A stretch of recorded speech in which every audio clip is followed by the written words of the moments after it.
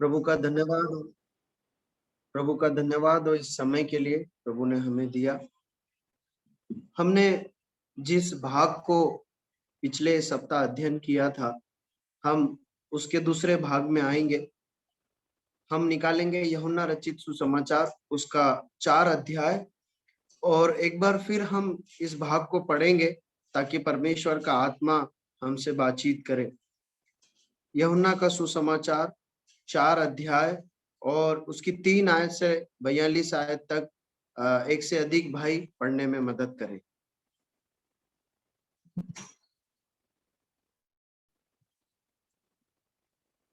तब यहूदिया को छोड़कर फिर गलील को चला गया और उसको सामरिया से होकर जाना अवश्य था।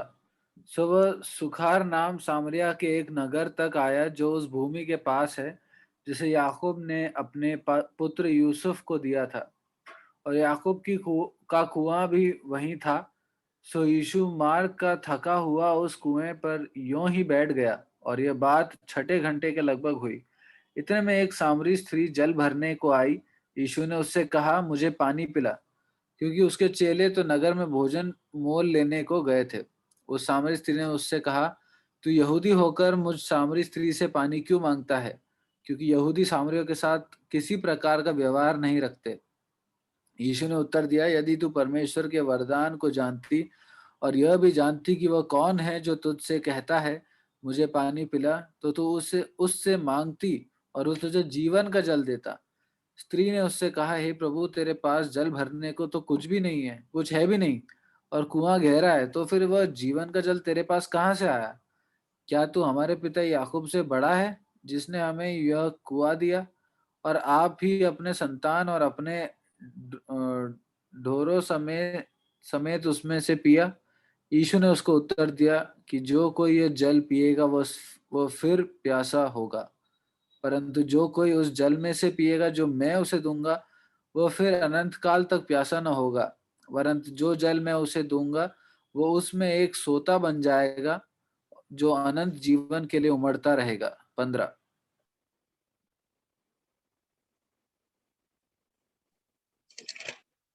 स्त्री ने उससे कहा, अपने पति को यहाँ बुला ला।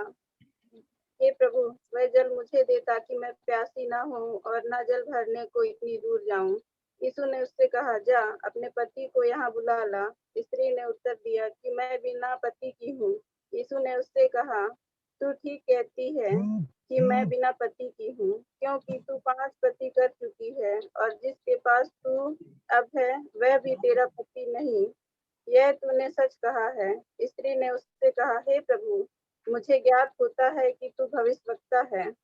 हमारे बाप दादों ने इसी पहाड़ पर भजन किया और तुम कहते हो कि वह जगह जहाँ भजन करना चाहिए यरूशलेम में है। यीशु ने उससे कहा, हे नारी, मेरी बात का विश्वास कर कि वह समय आता है कि तुम ना तो इस पहाड़ पर पिता का भजन करोगे न यरूशलेम में। तुम जिसे जानते उसका भजन करते हो और हम जिसे जानते हैं उसका भजन करते हैं, क्योंकि उद्धार यहूदियों में से है।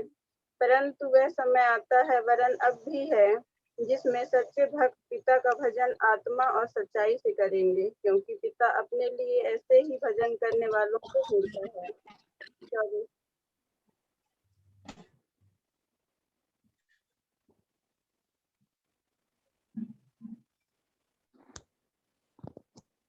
कृपया जल्दी जल्दी पढ़ें। परमेश्वर आत्मा है।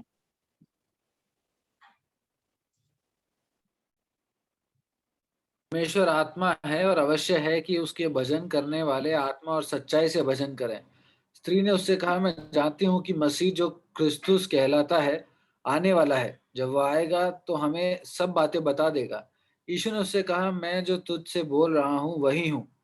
इतने में उसके चेले आ गए और अचंभा करने लगे कि वह स्त्री से बातें कर रहा है। तो भी किसी ने न कहा कि तू क्या चाहता है या किस लिए उससे बातें करता है। तब स्त्री अपना घड़ा छोड़कर नगर में चली गई और लोगों से कहने लगी, आओ एक मनुष्य को देखो जिसने सब कुछ जो मैंने किया है मुझे बता दिया। कहीं यह तो मसीह नहीं?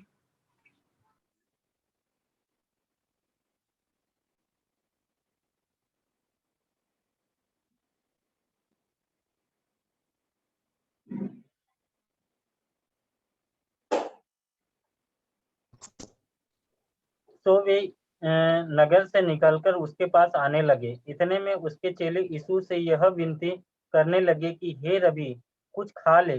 परंतु उसने उनसे कहा, मेरे पास खाने के लिए ऐसा भोजन है जिसे तुम नहीं जानते। तब चेलों ने आपस में कहा, क्या कोई उसके लिए कुछ खाने को लाया है? यीशु ने उनसे कहा, मेरा भोजन यह है कि अपने भेजने वाले की इच्छा के अनुसार चलूं और उसका काम करूं।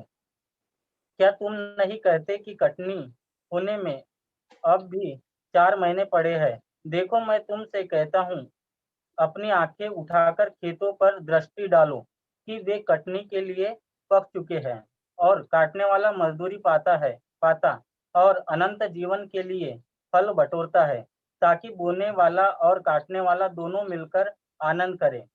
क्योंकि इस पर यह कहावत ठीक बैठती है कि बोने वाला और काटने वाला और मैंने तुम्हें वह खेत काटने के लिए भेजा जिसमें तुमने परिश्रम नहीं किया, औरों ने परिश्रम किया और तुम उनके परिश्रम के फल के भागी हुए। और उस नगर के बहुत सामरियों ने उस स्त्री के कहने से, जिसने यह गवाही दी थी कि उसने सब कुछ जो मैंने किया है मुझे बता दिया, विश्वास किया। तब जब ये सामरी उसके पास आए तो उससे विनती करने लगे कि हमारे यहाँ रह। तो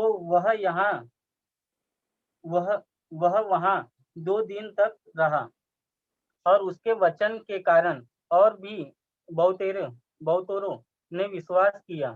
और उस स्त्री ने कहा, अब हम तेरे कहने ही से विश्वास नहीं करते, क्योंकि हमने आप ही सुन लिया और जानते हैं कि यह सचमुच में जगत का उद्धार करता है। परमेश्वर अपने वचन के पढ़े और सुने जाने पर अधिकाई से आशीष दे। हम जल्दी से इसके पिछले भाग में, प्रथम भाग में जो हमने सच्चाइयां देखी थी उसको जल्दी से दोहरा लेंगे, फिर इस भाग से हम आगे की बातों को देखेंगे।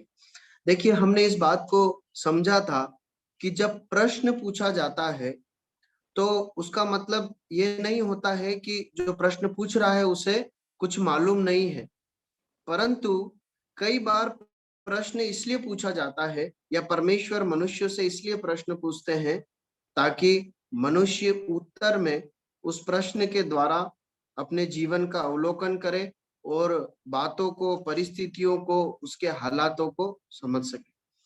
साधारण तौर पे हम देखते हैं कि हम एग्जाम्स देते हैं, हमारी परीक्षा में प्रश्न पूछे जाते हैं। तो क्या हमारे शिक्षक जो हैं हमसे परीक्षाओं में प्रश्न इसलिए पूछते हैं क्या कि उनको उसका उत्तर नहीं मालूम? नहीं, परंतु इसलिए पूछते हैं क्योंकि हमें वो कुछ सिखाना चाहते हैं, हमारी सोचने की क्षमता को और इस दुनिया को देखने के नजरिए को बदलना चाहते हैं, सही दिशा में ले जाना चाहते हैं।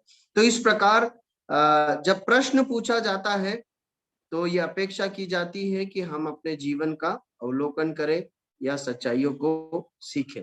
ठीक है, फिर हमने देखा था कि इस भाग में जो हमने पढ़ा है यूहन्ना का सुसमाचार और 4 अध्याय में 3 आयत से 42 आयत तक 6 प्रश्न है और उन 6 प्रश्न में से पहले 3 प्रश्नों को हमने देखा था और उस प्रश्नों को पूछे जाने से जो बातें हमें सीखने को मिलती है उसको सीखने की हमने कोशिश की थी।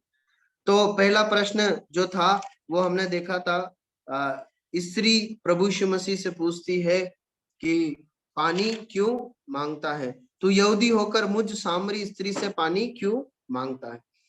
तो वहां पर हमने कुछ सच्चाइयों को देखा था कि प्रभु यीशु मसीह प्यासे थे इसलिए पानी मांगा, और प्रभु यीशु मसीह जब इस धरती पर आए तो उन्होंने मनुष्य व्यक्तित्व को धारण किया। जैसे आप और मैं मनुष्य बनकर जी रहे हैं ठीक वैसे ही प्रभु यीशु मसीह जिए, बस अंतर यह है कि उनमें पाप का स्वभाव नहीं था। परंतु जैसे मैं और आप भूख, प्यास, थकान और अलग अलग परिस्थितियों में दुख सुख का सामना करते हैं, परीक्षाओं का सामना करते हैं, प्रभु यीशु मसीह ने भी आपकी और मेरी तरह सारे मनुष्य परिस्थितियों को भुगता है। इसके क्या मायने हैं हमने ये देखा था। इसलिए कि प्रभु यीशु मसीह मेरे ही समान जीवन जीकर गए हैं इस धरती पर, तो मेरी हर हालात और परिस्थितियों को वो अच्छे से जानते हैं। जैसा मैं महसूस कर रहा हूं बुरे हालातों में, वैसा वे भी महसूस करते हैं। जैसा जरूरतों में मैं व्याकुल होता हूं, मेरे विचार होते हैं, वैसा ही वो महसूस कर सकते हैं, क्योंकि वो उसमें से होकर गुजरे। इसलिए कि वो महसूस कर सकते हैं, हमें अनुग्रह, शांति देते हैं और सहायता करते हैं। फिर हमने देखा था कि परमेश्वर ने ठहराया है कि मनुष्य रूप में हम इन सब बातों से होकर गुजरे। मनुष्य जीवन में सुख आराम ही नहीं है, परंतु दुख और चुनौतियां भी हैं। परमेश्वर ने जैसा अपने पुत्र मसीह के लिए ठहराया, वैसा हमारे लिए भी ठहराया कि हम उसमें से होकर गुजरे। फिर हमने देखा था कि जो है हमारी हर जरूरत के लिए परमेश्वर के पास एक समाधान है, या उसको पूरी करने का एक तरीका है ना। जैसे हम बीमार पड़ते हैं तो परमेश्वर ने दवाइयां, इलाज और डॉक्टर का प्रबंध किया है ना। यदि अभी हमें धन की जरूरत है तो परमेश्वर ने हमें जिम्मेदारी दी है कि हम कमाएं। तो हम देखते हैं कि उनके चेले भी बाजार से रोटी लेने गए, तो हमने इस बात को देखा था कि निश्चय परमेश्वर आश्चर्य कर्म करते हैं, लेकिन हमारी जिम्मेदारी है कि अपनी जरूरतों की पूर्ति और समस्याओं में हम बुद्धिमानी से व्यवहार करें, परिश्रम करें और प्रभु पे भरोसा रखते हुए हम जो आवश्यक बातें उसे करें। फिर हमने अगली बात देखी थी कि प्रभु यीशु मसीह ने सामरी स्त्री से पानी मांगकर जो मतभेद है या जो दूरियां हैं, इसराइली और अन्य जातियों के बीच में जो दूरियां हैं, दीवार है, उसको हटा दिया।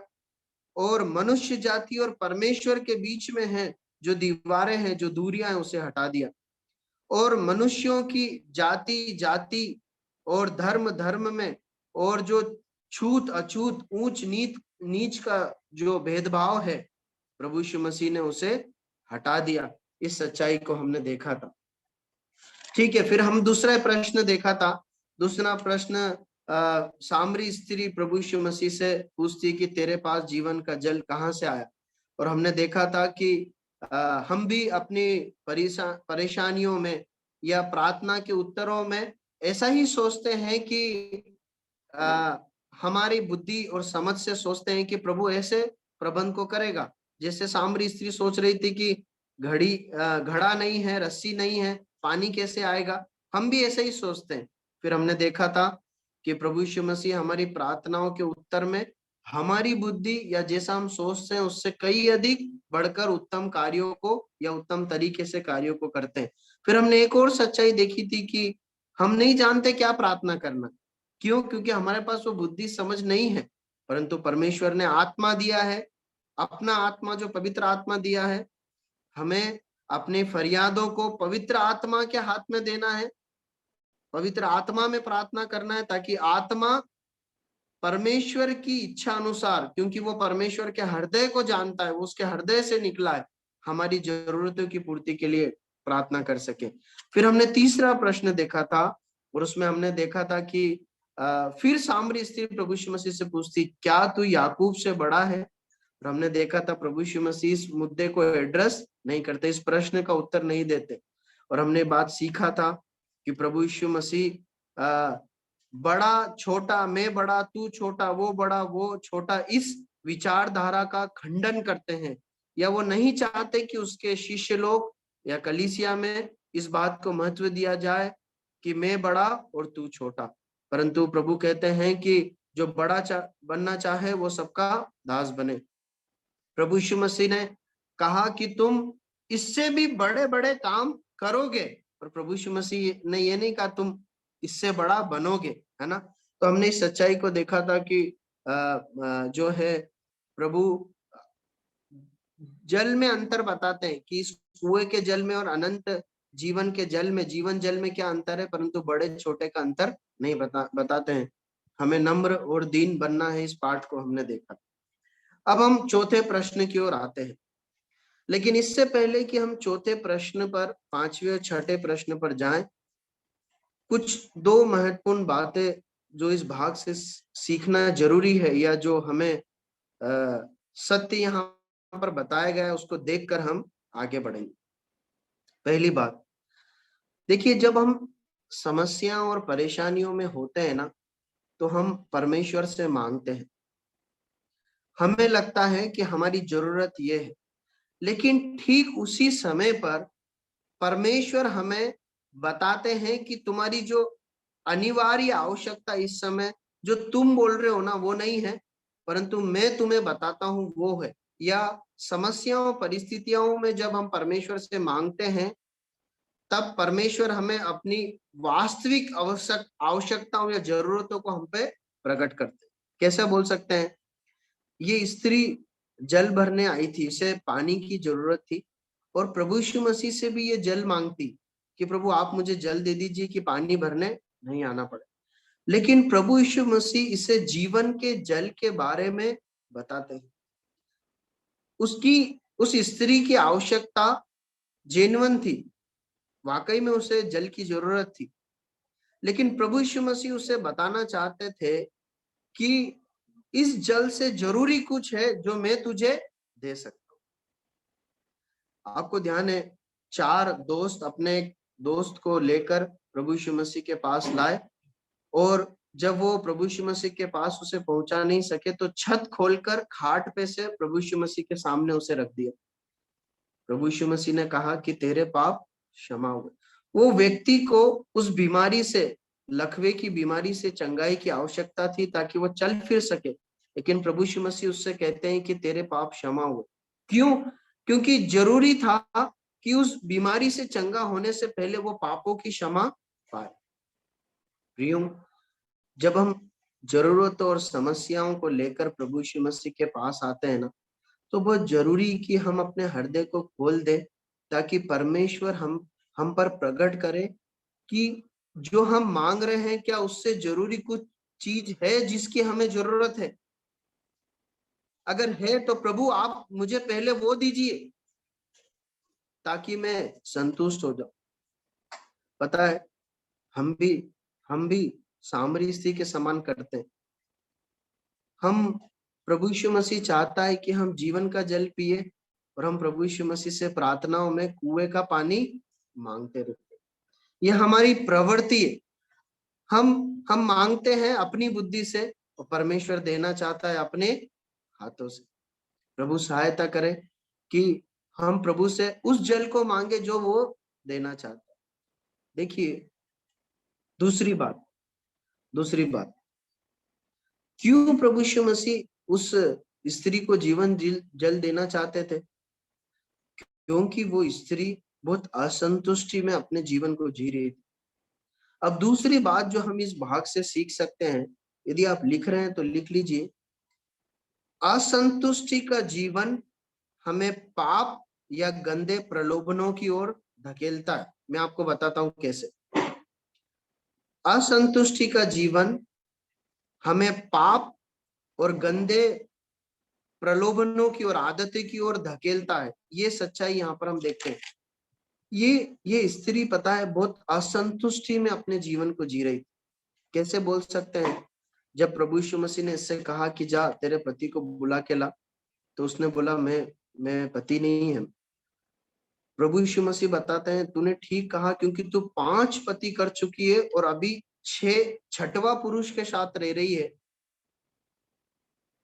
मतलब आप देखिए कि इस स्त्री के अंदर कितना ही खोखलापन है, कितनी असंतुष्टि है। उसने एक बार एक पुरुष के साथ अपने अपने आप को साथी बनाया, लेकिन वो असंतुष्ट है, इसलिए दूसरी बार दूसरे पुरुष को उसने साथी चुना। तीसरी बार किया, 4 बार किया, 5 बार किया, 6 बार वो देखते हैं हम 6ठा पति उसका है, और लिखा है कि प्रभु कहते हैं कि वो पति नहीं है तेरा। देखिए कितना असंतुष्टि भरा ये जीवन। इसलिए प्रभु यीशु मसीह इसे तृप्त करना चाहते हैं, और वो तृप्ति किससे होगी? जब उसके जीवन में यीशु मसीह आएंगे, परमेश्वर का वचन और जीवन जल आएगा। देखिए, मैं आपको बताना चाहता हूं, यदि किसी भी प्रकार से आप असंतुष्ट है ना, चाहे आपको आपके अंदर धन को लेकर असंतुष्टि है, मैं आपको परमेश्वर के वचन के आधार पर चेतावनी देता हूं कि आप पाप में गिर सकते हैं या गिरने के बहुत नजदीक है। यदि आपके अंदर बड़ा बनने की चाह है, असंतुष्ट है आप, तो पाप में गिर सकते हैं। यदि आपके अंदर शारीरिक लालसाएं हैं, सेक्सुअल जो डिजायर्स है, उसमें आप असंतुष्ट हैं, आप पाप में गिर सकते हैं। किसी भी प्रकार की असंतुष्टि हमें पाप में गिरा सकती। आपको मालूम है परमेश्वर के वचन में एक स्थान पर इस प्रकार लिखा है, संतोष सहित भक्ति बड़ी कमाई। प्रभु यीशु मसीह हमारे जीवन को तृप्त करते हैं, संतुष्ट कर देते हैं। अब ध्यान देखिए, ये जो सिद्धांत है कैसे कार्य करता है मालूम है? प्रभु यीशु मसीह हमारे हृदय में आकर अपने वचनों से और ईश्वरीय जल से, भोजन से हमें तृप्त करते। तब क्या होता है मालूम है? ऐसा नहीं है कि ये जो लालसाएं या ये अतृप्ति ये कहीं चले जाती है, फिर हमें अतृप्ति नहीं होगी, ऐसा नहीं है, परंतु ये मर जाती है। इसका जो प्रभाव है, ये इसका जो खिंचाव है, वो इस कदर खत्म हो जाता है कि वो मर जाती है, और फिर हम मसीह यीशु में अपने जीवन को तृप्ति और संतुष्टि के साथ जी पाते हैं।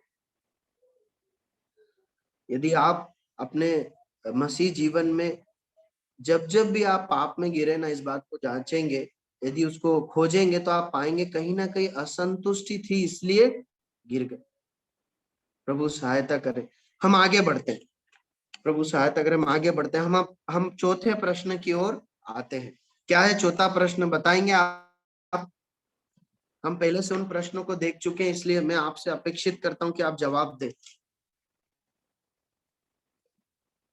4 का 28 और 29 आयत पढ़ी, क्या लिखा है वहां पर? वो प्रश्न मिलता है। तब स्त्री अपना घड़ा छोड़कर नगर में चली गई और लोगों से कहने लगी, आओ एक मनुष्य को देखो जिसने सब कुछ जो मैंने किया मुझे बता दिया। कहीं यही तो मसीह नहीं है? चौथा प्रश्न, कहीं यही तो मसीह नहीं? सामरी स्त्री अपने शहर के लोगों से बोल रही, कहीं यही तो मसीह नहीं है? दो बातें ये प्रश्न हमें सिखाता है। पहली बात, जब मेरा जीवन बदलता है तो दूसरों का जीवन भी बदलने में मैं सहायक हो पाता हूं। जब मेरा जीवन बदलेगा तो मेरे बच्चों का, मेरे परिवार का, मेरे कलीसिया के लोगों का, जिन लोगों के साथ मैं संगति करता हूं, उनका जीवन भी बदलेगा। मेरा जीवन दूसरों के जीवन पर प्रभाव डालता है। कैसे बोल सकते हैं? देखिए इसकी 39वीं आयत पढ़ी, 39।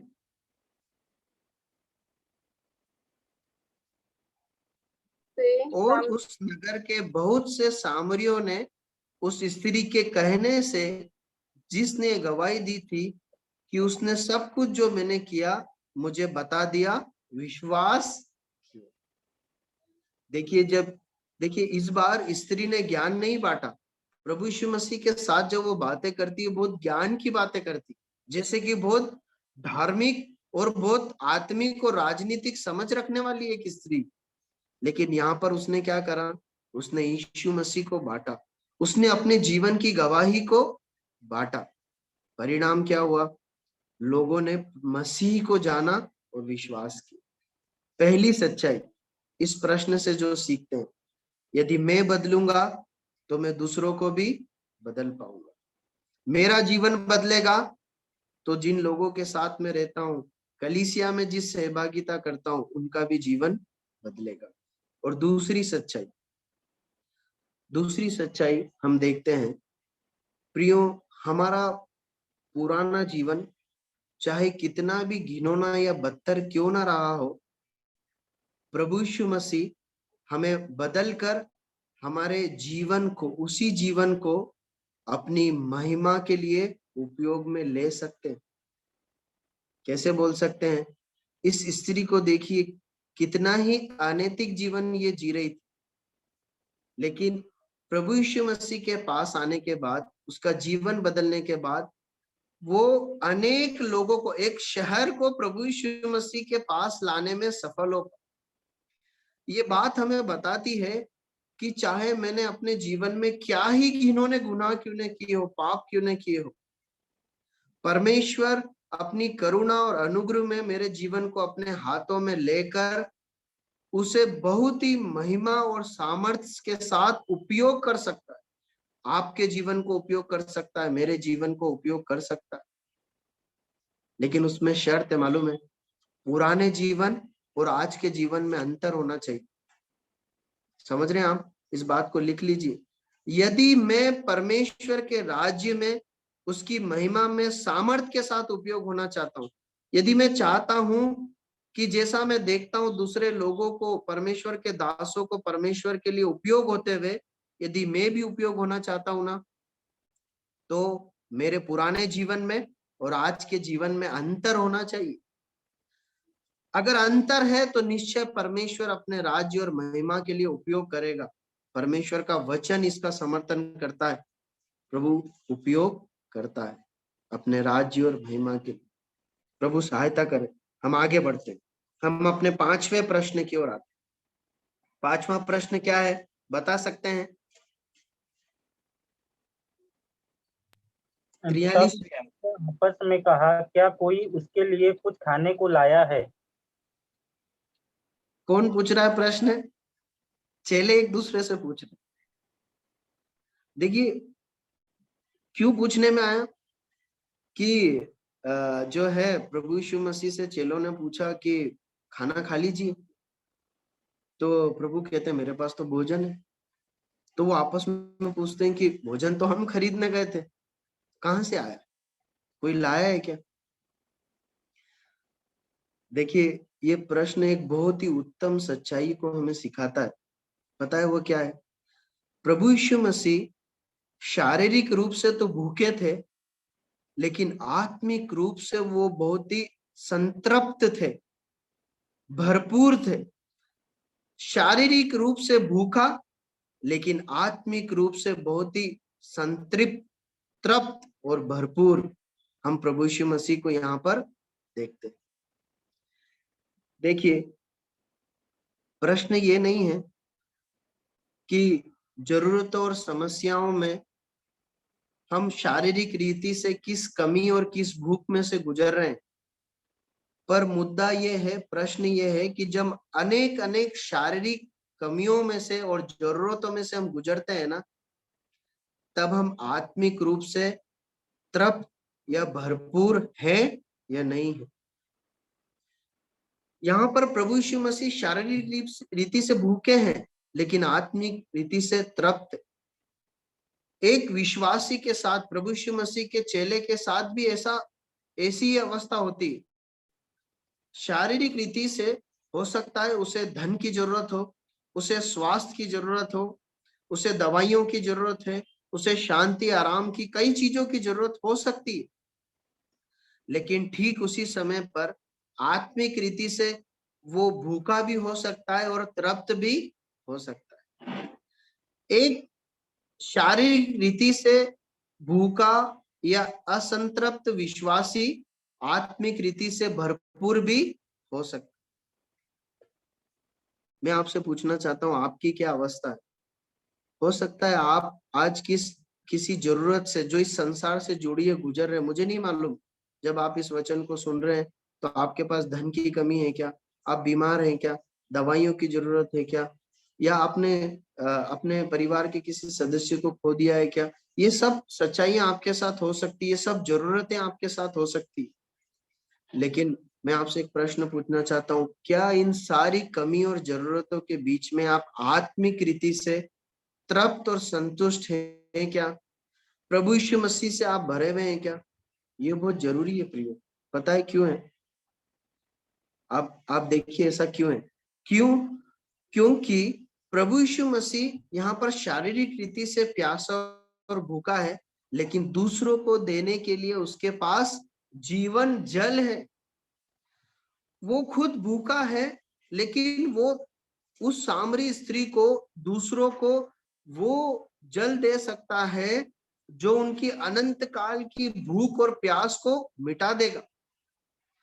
प्रियो, इस संसार में जरूरत में रहते हुए भी आप और मैं प्रभु यीशु मसीह के शिष्य के रूप में इस दुनिया को या दूसरे भाई या बहन को वो दे सकते हैं जिसकी उसे जरूरत हो सकता है। आप धन की जरूरत में गुजर रहे हो इसलिए आप धन नहीं दे सकते, लेकिन आप उसे ऐसा कुछ दे सकते हैं जो उसकी जरूरत को पूरी कर देगा। इसलिए बहुत जरूरी है कि हम प्रभु यीशु मसीह से भरे रहें। बहुत जरूरी है कि हम परमेश्वर के वचन से आत्मिक सामर्थ, आत्मिक अनुग्रह, आत्मिक धन से भरे रहें। चाहे इस धरती पर नंगे कंगाल हो, परंतु हम दूसरों को तृप्त कर सकते हैं या धनी बना सकते हैं। इसीलिए पौलुस एक जगह पर कहता है कि हम इस दुनिया में बहुत ही नंगे और कंगाल और ऐसे ही गए गुजरे जाने जाते हैं, लेकिन बहुतों को क्या बना देते हैं? धनी बना देते हैं। क्यों? आत्मिक धन की भरपूरी उसके पास थी। प्रियो, परमेश्वर ने रखा है जरूरत और समस्याओं में से होकर गुजरे, लेकिन परमेश्वर ने उसी समस्या और कमी में ठहराया है कि हम हर समय, हर हाल, हर परिस्थिति में आत्मिक रूप से तृप्त, संतुष्ट और भरपूर रहें, ताकि क्या हो? दूसरे को हम तृप्त और संतुष्ट कर सके। इसलिए प्रियो, कई बार आपके और मेरे जीवन में ऐसा हुआ है कि लोगों को कठिन समय में या बहुत बुरी अवस्था में देखकर हमें तृप्ति और संतुष्टि मिली। ये क्या है मालूम है? ये उनके अंदर का जो भोजन है ना, आत्मिक जो उनकी भरपूरी है ना, वो परमेश्वर हमें देते हैं। आपको मालूम है परमेश्वर ने हमारे लिए क्या बोला है कि हम एक मिट्टी के बर्तन, उसके अंदर परमेश्वर ने अपना धन भरा। अब जरा कल्पना कीजिए, एक मिट्टी का घड़ा है और उसमें सोने और गहने और मणियों जेवरात भरी हुई, क्या ही बहुमूल्य वो घड़ा है। लेकिन यदि वो धन, वो सोना चांदी उसमें से निकाल दे और केवल घड़े को रखे तो उसकी कुछ वैल्यू है क्या? नहीं है। हम भी ऐसे ही है। यदि हमारे अंदर मसीहत, परमेश्वर का वचन, परमेश्वर का जो सामर्थ है, जो भरपूरी है, वो है, तब तो हमारी कुछ औकात है, वैल्यू है, तब तो हम दूसरे के लिए कुछ कीमत रखते हैं, वरना कुछ भी नहीं है। प्रभु सहायता करे इस महिमामय धन को, कीमत को हम समझे, और चाहे किसी भी हालात में क्यों ना हो, हम अपने आप से पूछें, आज या कल, हम किसी भी परिस्थिति में क्यों ना हो, हम अपने आप से पूछें कि मैं इस समय चाहे इस समस्या और जरूरत से गुजर रहा हूं, पर क्या आत्मिक रीति से मैं धनी हूं क्या? मैं भरपूर हूं क्या? संतुष्ट हूं क्या? क्यों? क्योंकि मैं दूसरे को तृप्त कर सकता हूँ। प्रभु सहायता करे। हम छठवें प्रश्न की ओर आते हैं। छठा प्रश्न क्या है बताएंगे? 4 का 35वीं आयत। छठा प्रश्न क्या है? क्या तुम नहीं कहते कटनी होने में अभी भी 4 महीने पड़े हैं? क्या कटनी होने में 4 महीने नहीं पड़े हैं? ये है प्रश्न। देखिए, जो चित्र है, जो घटनाक्रम है, वो क्या चल रहा है? भूख लगी, चले गए खाना खरीदने, खाना लेकर आए। इस बीच में प्रभु यीशु मसीह सामरी स्त्री से बात करते हैं। सामरी स्त्री अब चली गई है। प्रभु यीशु मसीह और चेले आपस में बात कर रहे हैं। बात क्या चल रही है? प्रभु खाना खा लीजिए। प्रभु यीशु मसीह कह रहे हैं कि मेरे पास एक और भोजन है। चेले सोचने लगे वो भोजन क्या है। तब प्रभु यीशु मसीह कहते हैं, क्या कटनी में 4 महीने नहीं पड़े हैं? उसके आगे पढ़िए भाई, क्या लिखा है? देखो मैं तुमसे कहता हूं, अपनी आंखें उठाकर खेतों पर दृष्टि डालो, वे कटनी के लिए पक चुके। प्रियो, न केवल अपनी आवश्यकताओं की पूर्ति के लिए, परंतु अपने जीवन के हर परिस्थिति में, चाहे वो अच्छी या बुरी या क्या भी समस्या क्यों ना हो, हमें एक आत्मिक दृष्टिकोण या नजरिया रखना जरूरी है। छठवां प्रश्न हमें सिखाता है कि हमें हर समय आत्मिक दृष्टिकोण या नजरिया रखना जरूरी है। जिस भी हालात में होकर हम गुजर रहे हो, चाहे हालात ठंडे हो, अच्छे हो, आरामदायक हो, चाहे हालात परेशानियों से भरे हो, उन सब को एक आत्मिक दृष्टिकोण से देखना, स्वर्गीय नजरिए से देखना बहुत जरूरी है। अब शारीरिक रीति से क्या हालात है? प्रभु यीशु मसीह कहते हैं कि कटनी होने में, फसल की कटनी होने में 4 महीने पड़े हैं, परंतु मैं तुमसे कहता हूं कि आत्मिक दृष्टिकोण से, आत्मिक नजरिए से, स्वर्गीय नजरिए से देखो कि कटने के लिए खेत तैयार है और मजदूरों की जरूरत है। प्रियो, बहुत जरूरी है कि इस जीवन को जब हम जी रहे हैं ना, तो इस नजरिए को धारण कर लीजिए कि मैं और आप परमेश्वर के राज्य के लिए जी रहे हैं, परमेश्वर के राज्य में जी रहे हैं, परमेश्वर के राज्य की बढ़ोतरी के लिए जी रहे हैं। जो कुछ भी हमारे साथ घट रहा है, ये कोरोना जैसी भयंकर महामारी आ गई, लोग पैसे की, खाने की कमी से गुजरने लग गए, भुगतने लग गए। हम में से कईयों ने अपने परिवार के प्रियजनों को खो दिया, लेकिन अंततः ये सब बातें मिलकर हमें एक बात दिखाती, या इन सब बातों से जब हम गुजर रहे हैं तो हमारा एक नजरिया होना बहुत जरूरी है। क्या मालूम है? इन सब बातों में होकर जब मैं जी रहा हूं, मैं मेरे राजा प्रभु यीशु मसीह के राज्य के लिए जी रहा हूं। आपको मालूम है? देखिए, इस बात को समझने के लिए एक आयत को पढ़िए, फिलिपियों की पत्री 1 अध्याय उसकी 12 से 14 आयत को पढ़िए। फिलिपी की पत्री 1 अध्याय 12 से 14 आयत, जल्दी से पढ़िए। भाइयों, मैं चाहता हूँ कि तुम यह जान लो कि मुझ पर जो बीता है उससे सुसमाचार ही की बढ़ती हुई है। देखिए, यहाँ पर पौलुस क्या कहता है? वो कहता है, भाइयों तुम इस बात को जान लो कि जो कुछ मुझ पर बीता है उससे क्या हुआ है? सुसमाचार की बढ़ती हुई। क्या बीता उस पर मालूम है? इस समय वो जेल में है, और आपको मालूम है उसके जीवन भर उसने क्या क्या भुगता है। उसने कई बार 39 कोड़े खाए हैं, बेते खाई हैं, समुद्र की कठिन यात्राएं की हैं। कई बार लोगों ने उसे पत्थरवाह किया, उसके कपड़े फाड़ डाले, कई बार उसे उठाकर वहां से ले जाना पड़ा क्योंकि लोग उसे टुकड़े टुकड़े ना कर दे।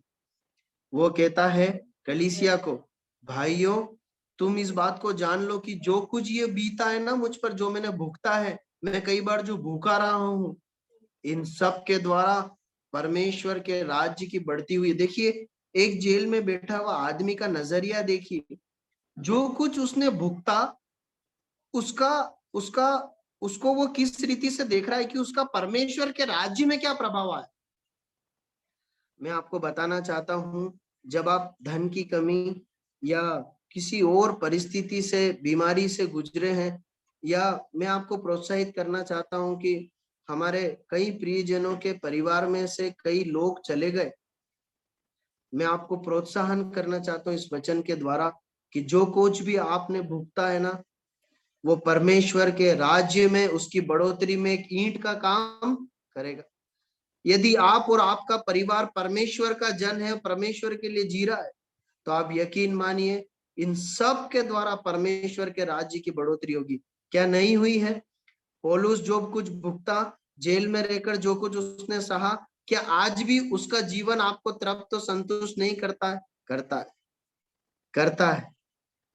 अंततः वो इस बात को देख पा रहा है कि परमेश्वर के राज्य की बढ़ोतरी हो रही। और एक और बात देखिए, आगे पढ़िए बहन, आप उस आयत को आगे पढ़िए, एक और बात वहां पर देखते हैं।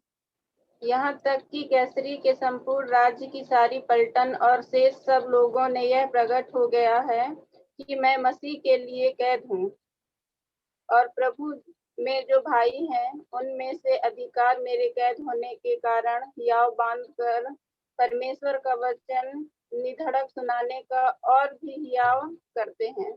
देखिए, यहाँ पर देखिए कि जब आप और मैं बहुत बुरे हालात में से भुगतते हुए गुजरते हैं ना, तब दूसरे विश्वासियों को ये कायर नहीं बनाता, परंतु उनकी हिम्मत को कई गुना बढ़ा देता है। उनके अंदर उस सामर्थ को भरता है जो उनके पास नहीं है। यहाँ पर लिखा है, जब लोगों को, विश्वासियों, दूसरे भाइयों को मालूम पड़ा कि मैं जेल में हूं और मैं सब भुगत रहा हूं, और सामर्थ और निर्धड़क होकर वो परमेश्वर का वचन सुनाने लगे। प्रियो, जब परमेश्वर अलाउ करता है ना कि हम भुगते हैं, ये बात याद रखिएगा, आप नहीं जानते, लेकिन आपके जीवन को देखकर कई लोग सामर्थ पा रहे। जब आप निर्बलता में भुगत रहे हैं, आपकी उस निर्बलता में दूसरे आपकी निर्बलता और उस भुगतने को और उस बुरे हालात को देखकर पता है सामर्थ्य हो रहे, सामर्थ्य हो रहे। प्रियो, पिछले दिनों एक वीडियो शेयर किया गया, मैं एक गवाही सुन रहा था एक बहन की, भैया ने जिसका जिक्र पिछले दिनों किया, कुछ 4 से 5 मिनट का वीडियो है, और उसका पति कोरोना से मर गया, उसकी डेड बॉडी पड़ी है दफनाने के पहले, और स्ट्रेचर पे रखी हुई है, और अपने पति के पास उसके सर पर बीच बीच में वो हाथ फेरते जा रही है और अपनी गवाही दे रही है। गवाही कुछ लंबी है, पर जिस बात ने मेरे हृदय को छू लिया, मैं वो आपके साथ बांटना चाहता हूँ। वो स्त्री इस प्रकार कहती है कि मैं प्रभु का धन्यवाद करती हूँ कि 5 दिन पहले, शायद गलती हो सकती 4 या 5 दिन, मुझे ऐसा ध्यान है 5 दिन बोला बहन ने, 5 दिन पहले प्रभु ने मेरे पति को नहीं लिया, मेरा पति 5 दिन पहले नहीं मरा। क्यों? क्योंकि 5 दिन पहले मेरे पति की मृत्यु को सहने के मैं हालात में नहीं थी। मैं ये सोचती थी कि अब क्या होगा, ये जीवन कैसा चलेगा। लेकिन 5 दिन बाद मेरे पति की मृत्यु हो गई, और इस 5 दिन में परमेश्वर ने मुझे तैयार कर दिया। किस बात के लिए? कि मुझे अकेले अब जीवन को जीना है। और मैं इस बात से खुश हूं कि मेरा पति अपने मिशनरी फील्ड में, जहां हम प्रभु यीशु की सेवा करने आए, वहीं पर ही मर गया। और मैं खुश हूं कि वो जिस मिशन फील्ड में मरा, वहीं पर उसे दफनाया जा रहा है। मेरे पति के गांव हम मेरे पति की बॉडी को नहीं ले जा रहे, वो यहीं गिरेगा, और मैं यहीं रहकर प्रभु की सेवा करूंगी। प्रियो, प्रभु अलग अलग परिस्थितियों में अपने भक्तों को जाने देता है। इसी तरह परमेश्वर का राज्य गढ़ा जा रहा है। और मैं आपको बताऊं, एक दिन आएगा जब आप और मैं, हम सब मिलकर परमेश्वर के राज्य में प्रवेश करेंगे। इसलिए पौलुस कहता, मेरे लिए जीना मसीह और मर जाना लाभ है। हमारा समय समाप्त हुआ। परमेश्वर इन वचनों को आशीषित करके दे, मैं और आप इस वचन के अनुसार चल सकें। प्रभु हमारे हृदयों में इस वचन को स्थायी करे, ये केवल भावनाओं को न छुए, परंतु हमारे लिए दंड लाने का कारण न ठहरे, परंतु हम परमेश्वर के लिए भक्तिपूर्ण जीवन जी सके। प्रभु अपने वचन को आशीषित करके दे। आमीन।